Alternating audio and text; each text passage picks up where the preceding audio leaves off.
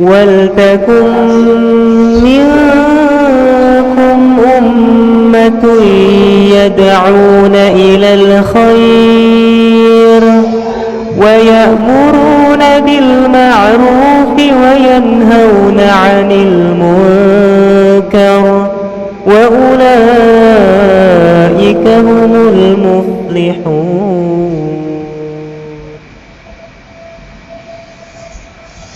Assalamualaikum warahmatullahi wabarakatuh.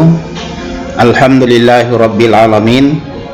Alladzi 'allama bil qalami 'allamal insana ma lam ya'lam. Asyhadu an la ilaha illallah wahdahu la syarikalah wa asyhadu anna Muhammadan abduhu wa rasuluh. Allahumma shalli ala Muhammadin wa ala alihi wa ashabihi ajmain. Amma ba'd. Ananda sekalian para mahasiswa, alhamdulillah kita bersyukur pada Allah Subhanahu wa taala, kita kembali kuliah sekalipun melalui kuliah online. Tapi insyaallah tidak akan mengurangi nilai dari kuliah kita, sekalipun insyaallah melalui via online ini. Tapi saya berharap Ananda tetap konsen, dan tentu paling penting dicatat dengan baik-baik, kemudian diringkas materi ini, lalu insyaallah sebentar diupload di Classroom-nya. Kuliah kita Nanda sekalian pada kesempatan ini adalah hakikat IPTES dalam pandangan Islam. Kita mulai dengan konsep IPTES dan peradaban Muslim. Konsep IPTES dan peradaban Muslim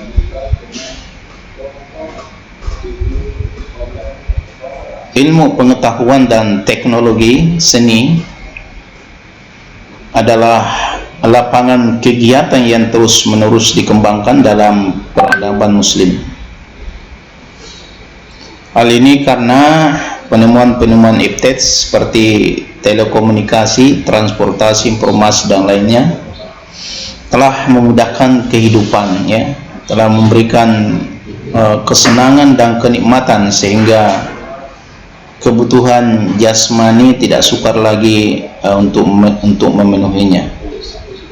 Tetapi di sisi lain, pengusahaan dan pengembangan IPTES masih tampak, ya, ada yang tidak mengaitkan dengan nilai agama. Oleh karena itu, pengembangan IPTES hanya menciptakan intelektual yang miskin eksistensi diri dan minoritas dalam akhlak moralitas. Hal ini terbukti dari pemanfaatan sains dan teknologi yang cenderung, ya, tak terkontrol sehingga menimbulkan eksploitasi yang luar biasa, baik dari sisi fisik biologis maupun dari sisi sosial budaya terhadap kehidupan kita selaku manusia. Alhasil, eksploitasi dan eksplorasi berlebihan melahirkan berbagai bencana, ya, baik bencana material maupun moral. Hal ini semata-mata merupakan kelalaian dari manusia itu sendiri, karena setiap hal yang terjadi, ya, kerusakan yang terjadi itu sesungguhnya, ya, manusia sendiri yang menciptakannya. Dan apa yang disampaikan oleh Allah sebagai satu peringatan, misalnya surah Asy-Syura, Quran surah Asy-Syura ayat 30, itu jelas Allah memberitahu kita, wa ma asabakum min musibah bima kasabat aidihin wa ya'fu an kasirin. Dan apa saja musibah yang menimpa kamu, maka adalah disebabkan oleh perbuatanmu tangan sendiri, dan memaafkan sebahagian dan sebagian besar ya Allah memaafkannya kesalahan sebahagian besar kesalahan-kesalahan yang kita buat. Menurut derajat ya, disebabkan oleh beberapa faktor yang mempengaruhi cara pandang dan berpikir masyarakat modern. Antara lain ya kebutuhan hidup yang semakin meningkat, konsumtif, rasa individualis dan egoistis ya, persaingan dalam kehidupan, keadaan yang tidak stabil, dan terlepasnya evidence dari agama. Nah, ini akibat dari ilmu yang berkembang di dunia barat ya, yang didasarkan pada rasio dan panca indera saja, jauh dari wahyu dan tuntunan ilahi. Sehingga meskipun menghasilkan teknologi yang bermanfaat bagi manusia, di sisi lain perbudakan terjadi dan kekayaan alam dieksploitasi. Contoh ilmu pengetahuan yang sudah terbaratkan, yaitu yang terjadi misalnya pada dunia pertanian ya, sangat berlebihan dalam penggunaan bahan-bahan kimia,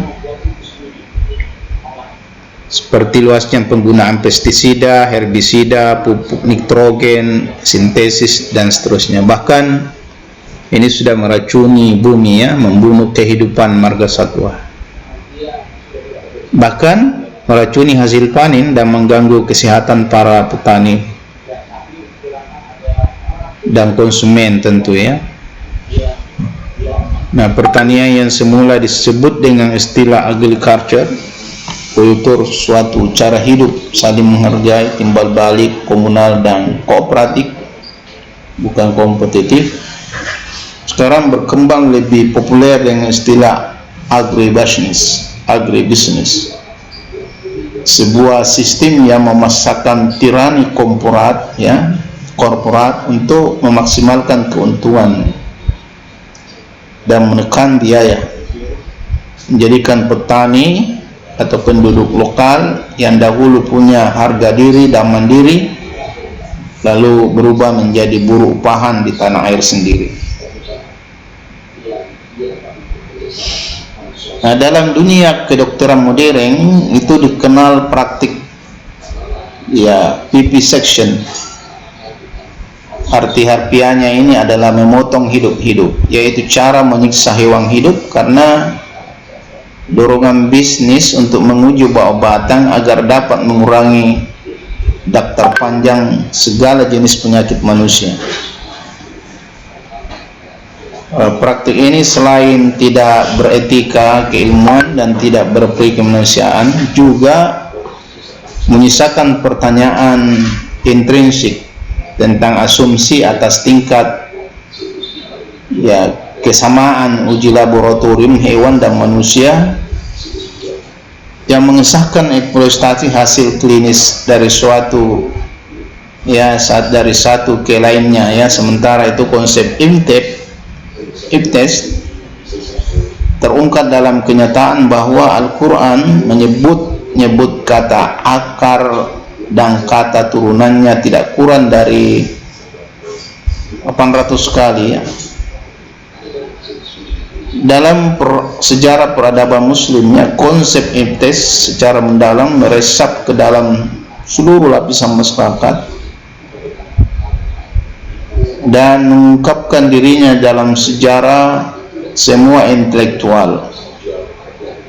Gambaran Al-Quran tentang spirit pengembangan Ibtes termasuk dalam Al-Quran, misalnya di surah Ar-Rahman ayat 31 ya. Di situ Allah mengatakan, ya ma'asyaral jinni wal ins in istata'tun an tanfuzu min aqtaris samawati wal ard famfuzu la tanfuzuna illa bisultan. Hai manusia, jin, jika kamu sanggup menembus melintasi penjuru langit dan bumi, maka lintasilah. Kamu akan tetapi kamu tidak dapat menembusnya kecuali dengan kekuatan Ya, kita artikan di sini kekuatan itu science and technology. Ya. Ini diungkap oleh Allah di surah Ar-Rahman ayat 33. Nah, seruan Allah ini merupakan tantangan sebetulnya dan anjuran untuk terus menerus memajukan iptek dengan maksud memahami rahasia-rahasia Allah pada apa yang ada di langit dan di bumi. Melalui penemuan-penemuan akan rahasia Allah inilah diharapkan tumbuhnya kesadaran akan kekuasaannya. Nah, iptes seharusnya ya atau hakikatnya harus menjadi alat yang diberikan kepada manusia untuk mengetahui dan mengenal ya rahasia-rahasia alam ciptaan Allah, supaya bisa menjalankan tugasnya dengan baik sebagai khalifah di atas muka bumi ini. Tujuan akhir iptes menurut Islam adalah dalam rangka tentu pengabdian kita total kepada Allah Subhanahu wa Ta'ala. Ini bisa kita baca di dalam Al-Quran di surah Al-An'am ayat 162 bahwa seluruh sesungguhnya aktivitas kita itu diserahkan sepenuhnya kepada Allah. Itulah yang biasa kita baca dan ada yang membaca di dalam salat, yaitu Qul inna sholati wa nusuki wa mahyaya wa mamati lillahi rabbil alamin. Katakanlah sungguhnya sembahyangku, ibadahku, hidupku dan matiku hanyalah untuk Allah, Tuhan semesta alam. Nah, berdasarkan konsep ayat ini jelas bahwa manifestasi dan muara seluruh aktivitas iptes itu bersifat teosentris, ya, berlandaskan kepada ya agama, berlandaskan kepada ketuhanan. Nah, sebaliknya dalam epistemologi ilmu modern dan kontemporer itu lebih cenderung bersifat antrosentris. Nah, epistemologi Islam hakikatnya menghendaki bahwa iptes harus mengakui adanya nilai-nilai kemanusiaan yang universal. Intisari dari tawaran epistemologi Islam ini adalah bahwa mengaitkan disiplin iptes dengan ideologi Islam itu sangat mungkin dilakukan, yaitu dengan jalan membenarkan teori, metode dan tujuan iptes secara Islami. Bahkan ya muhkam ya menilai bahwa epistemologi Islam sangat diperlukan karena umat Islam merasa ketertinggalan terhadap penguasaan ilmu alat atau metodologi, terutama dalam pengertian filosofis. Oleh sebab itu, kajian mengenai Islam dalam hubungan pengembangan iptes harus dikaji dan diperkenalkan sebagai suatu paradigma baru dalam memandang bahwa antara agama dan iptes merupakan satu kesatuan yang utuh dan bulat. Sebenarnya tidak ada pertentangan antara Islam dan iptes. Ya, ketika iptes diartikan sebagai metode yang rasional dan empiris untuk mempelajari ilmu fenomena alam, pertentangan itu hanya bisa terjadi ya jika iptes dan metodologinya dibuat dalam sebuah nilai ya transenden yang mencakup secara menyeluruh dengan mengorbankan nilai-nilai Islam. Nah, menggali ilmu adalah satu-satunya alat untuk mencapai pemahaman yang lebih mendalam tentang pencipta dan menyelesaikan persoalan masyarakat Islam. Oleh sebab itu, iptes dipelajari bukan untuk iptes itu sendiri, akan tetapi untuk mendapatkan keridhaan Allah dengan mencoba memahami ayat-ayatnya.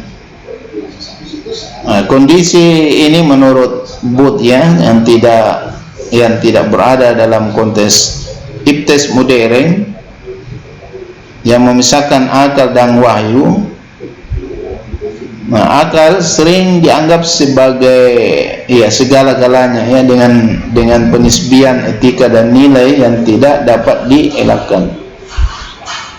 Nah, Al-Quran menekankan bahwa manusia merupakan bahagian integral dari alam semesta dan telah dikaruniai dengan kemampuan untuk menguasai kekuatan alam dalam batas-batas tertentu.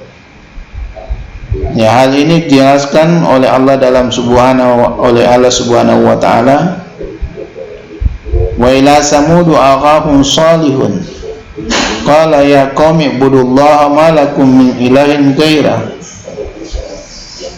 wa ansa'akum minal ardi wastaghfir lakum fiha fastaghfiruhu summa tubu ilaihi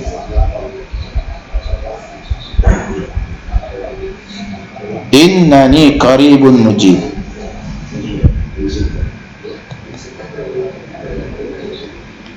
Dan kepada Samud kami utus saudara mereka Soleh. Soleh berkata, hai kaumku, sembahlah Allah, sekali-kali tidak ada bagimu Tuhan selain Dia. Dia telah menciptakan kamu dari bumi, maksudnya tanah, dan menjadikan kamu pemakmurnya. Karena itu mohonlah ampunannya, kemudian bertobatlah kepadanya. Sungguhnya Tuhanku amat dekat rahmatnya bagi yang lagi memperkenankan doanya. Quran Surah Hud surah ke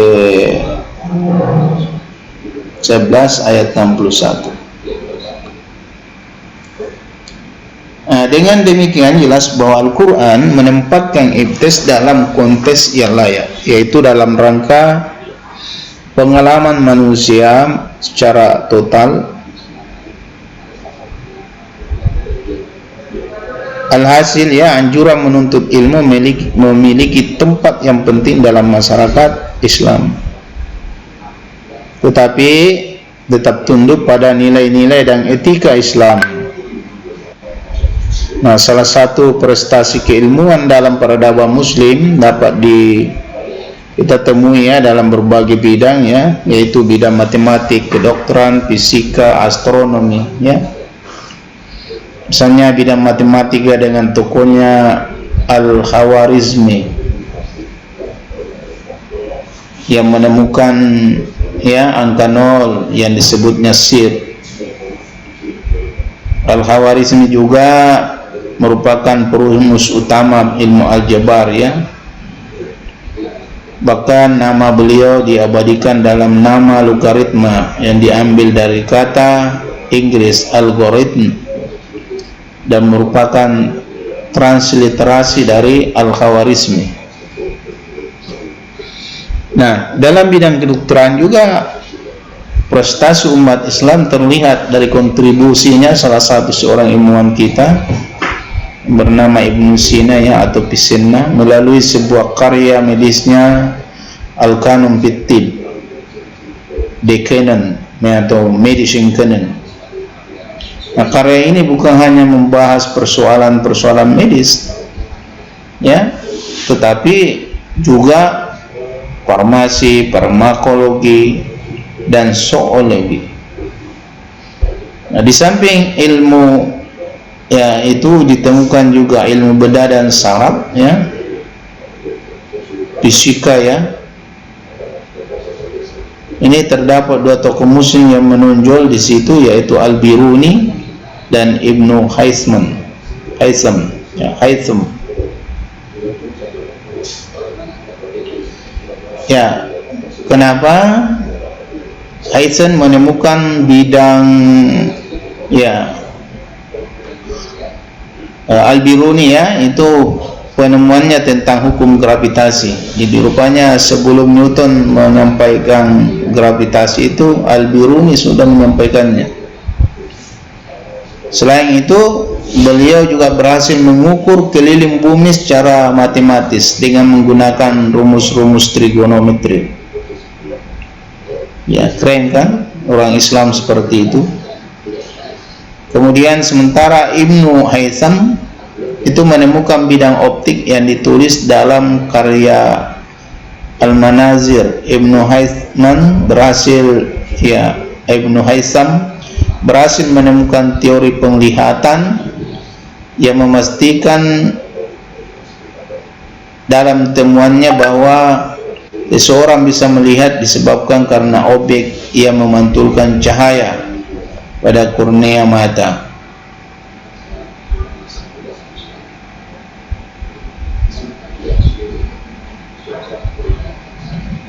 Selanjutnya sekalian, ya, beliau juga menemukan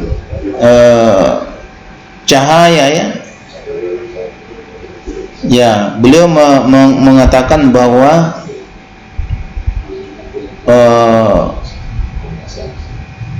kita bisa melihat itu disebabkan oleh objek yang memantulkan cahaya pada kornea mata. Adapun prestasi lainnya, ya, dalam bidang astronomi, ya, peradaban Muslim juga telah melahirkan banyak astronom besar, ya, seperti Al-Battani, Al-Farghani, Al-Biruni, Nasiruddin At-Tusi, kemudian Qutbuddin Sirazi, Al-Majirti, dan Ibnu Shatir. Temuan astronomi Muslim adalah, ya, kecenderungannya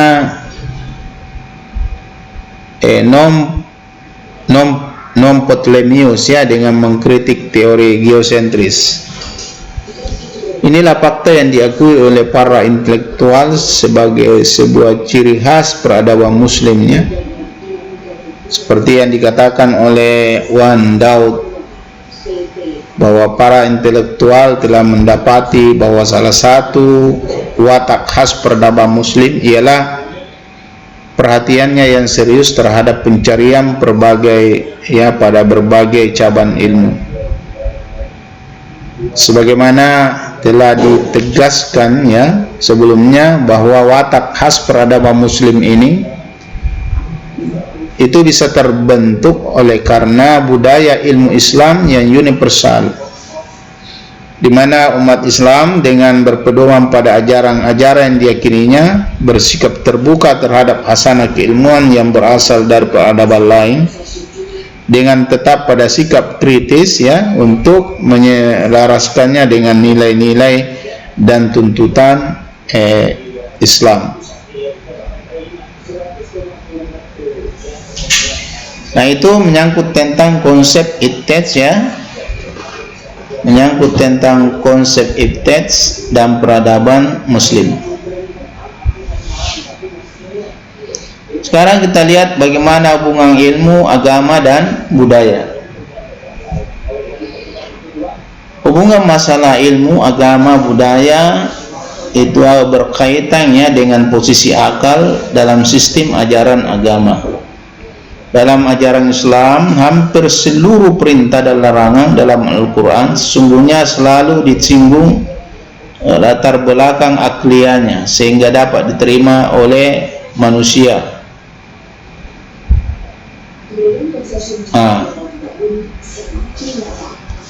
Begitu pula Al-Quran di banyak tempat juga memberi posisi khusus, ya, perbuatan sadar manusia yang terus berkembang akhirnya membentuk suatu format kebudayaan. Nah, kebudayaan secara ringkas dengan demikian, ya, adalah media manusia untuk berhadapan dengan dirinya, alam, dan Allah.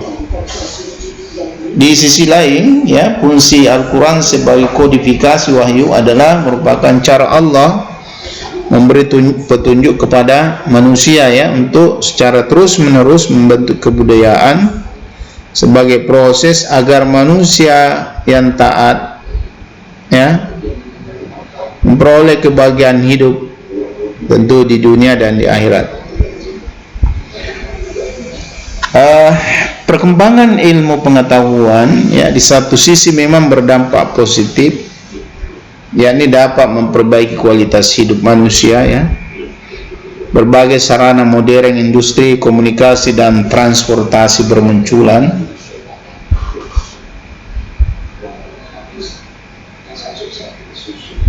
Tetapi di sisi lain ya, tidak jarang ada iptek berdampak negatif karena merugikan dan membahayakan kehidupan martabat manusia. Ya. Disinilah ya peran agama Islam ya sebagai pedoman hidup itu menjadi sangat penting untuk memberi ruh atau spirit pada berbagai kehidupan sosial dan pengembangan ilmu dan kebudayaan. Nah, berdasarkan kaidah dan prinsip-prinsip ajaran Islam tentunya ya. Nah, kehidupan manusia kemudian merupakan proses pembentukan suatu tata kehidupan sebagai realisasi ajaran agama tersebut ya. Nah, pola hubungan agama dengan ilmu itu menurut ya Purchan ya, beliau melihat bahwa ada 4 pola hubungan ya, yaitu pola hubungan pertama adalah pola hubungan negatif, yaitu saling tolak. Apa yang dianggap benar oleh agama dianggap tidak benar oleh oleh ilmu pengetahuan ya dan teknologi. Nah, demikian pula sebaliknya dalam pola hubungan seperti ini ya, pengembangan iptek akan menjauhkan orang dari keyakinan akan kebenaran agama, dan pendalaman agama dapat menjauhkan orang dari keyakinan akan kebenaran ilmu pengetahuan. Pola hubungan kedua ini adalah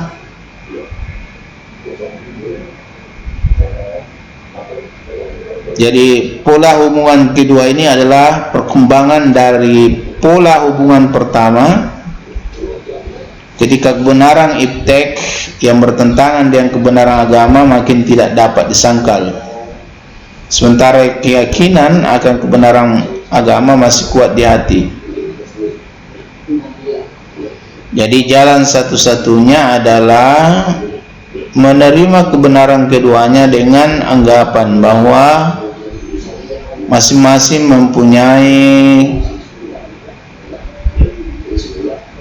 ya, jadi masing-masing sungguhnya mempunyai wilayah kebenaran yang berbeda. Nah, konflik antara agama dan ilmu apabila terjadi akan diselesaikan dengan menganggapnya berada pada wilayah yang berbeda. Nah, dalam pola hubungan seperti ini tentu pengembangan iptek tidak dikaitkan dengan penghayatan dan pengamalan agama, karena keduanya berada pada wilayah yang berbeda. Nah, pola ketiga adalah pola hubungan netral.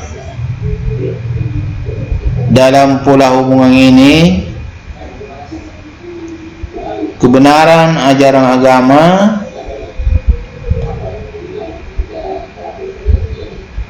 itu tidak bertentangan dengan kebenaran ilmu pengetahuan, tetapi juga tidak saling mempengaruhi.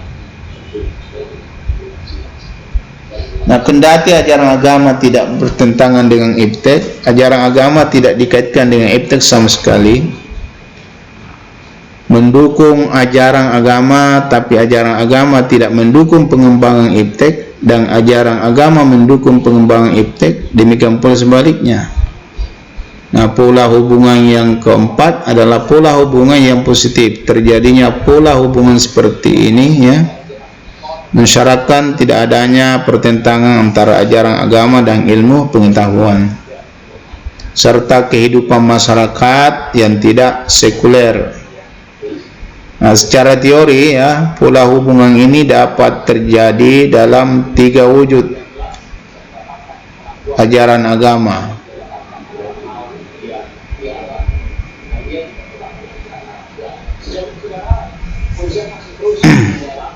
Baik anak-anak sekalian. Nah, ilmu pengetahuan ya, serta kehidupan masyarakat yang tidak sekuler itu seharusnya memang ya menghubungkan antara ilmu, agama dan budaya yang mereka lakoni. Nah, dan inilah pula yang paling bagus ya. Karena itu ilmu, agama dan budaya itu harus sinkron. Jadi budaya jangan dibiarkan lari sendiri tanpa dikawal oleh nilai-nilai agama. Karena kalau itu yang terjadi, tentu yang muncul adalah budaya yang tidak benar, budaya yang tidak sesuai dengan ajaran agama kita. Nah, ajaran agama ketika dibandingkan dengan nilai-nilai budaya lokal di era desentralisasi itu dapat diserap untuk dijadikan pegangan hidup bermasyarakat. Ya, hal ini dapat dilihat ya dengan diberikannya misalnya otonomi khusus kepada Aceh ya, yang dikenal dengan Nanroe Aceh Darussalam. Di situ agama dan budaya ya di Nanro Aceh Darussalam itu sudah melebur dan tidak bisa dipisahkan sejak dahulu. Begitu pula ketika kerajaan Islam masih ada di wilayah ya, di wilayah-wilayah dan berkuasa ya. Nah, dengan otonomi khusus yang ya hukum Islam, pidana Islam itu bisa kembali dihidupkan sehingga masyarakat merasakan keadilan sesuai dengan keyakinannya. Hal ini menjadi awal yang baik tentu dalam menciptakan sejarah masyarakat ya, dengan mengangkat agama dan budaya yang ada di masyarakat ya tersebut. Jadi anak-anak sekalian, demikianlah ya, ada dua pokok materi kita pada hari ini. Mudah-mudahan bermanfaat. Insyaallah nanti kita akan sambung lagi dengan hukum sunnatullah atau kausalitas. Semoga apa yang saya sampaikan ini bermanfaat. Mohon maaf atas segala kekurangan. Nasrun minallahi wa fathul qarib wa basyiril mu'minin. Akhirul kalam, alhamdulillahi rabbil alamin. Assalamualaikum warahmatullahi wabarakatuh.